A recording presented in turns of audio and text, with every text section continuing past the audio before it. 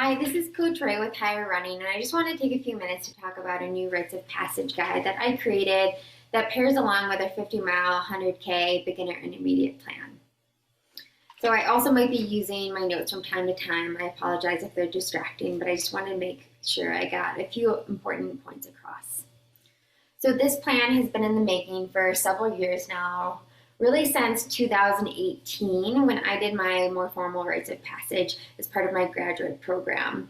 I was majoring in clinical mental health counseling with a concentration in wilderness therapy. And in our second year, we actually ended with a 3-day, 3-night fasting solo. And at the end of that, I'm like, oh, I wonder if I can transfer this to an ultra experience because it felt very relatable to me and my previous ultras. And in a more logistical standpoint, I've been writing this plan for probably about 2 years now.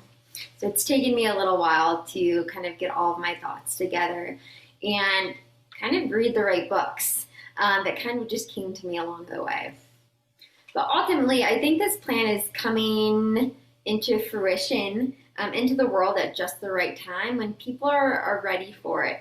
And I see that also because I've seen in podcast, or I should say heard in podcast, or seen on YouTube videos, some similar ideas starting to come to the surface.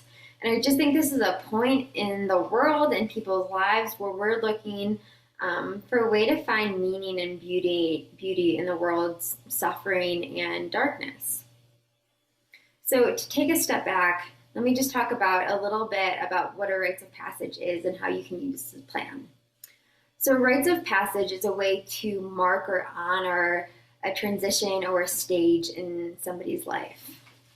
Specifically, you might find this plan useful if you've underwent a recent life transition. Maybe you've entered a new decade into your life. Maybe you've recently experienced a divorce, or maybe even a marriage. Maybe you recently lost a loved one. Or maybe you're hoping to access this part of yourself that just hasn't been allowed to be visible before for whatever reason. Maybe you're hoping to get more in touch with your divine feminine or your divine masculine. Or maybe you're just trying to figure out what is my role here in this world that's full of just darkness and light. So really what this plan does is bring intention to your journey using nature and the seasons as our guides to really mark each stage of the journey.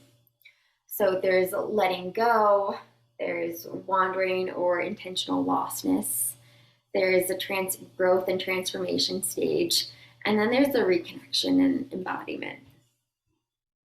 Each week that pairs with the ultra plan, each week I give a theme and as well as exercises and some journal questions to allow you to go deeper into the work.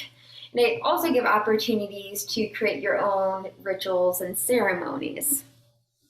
So ultimately, I believe this is a beautiful way to create a guided journey for people, a very intentional journey that will all ultimately leave people feeling fulfilled and purposeful, like they have more joy to carry in this world and give back, which is really what this world needs right now.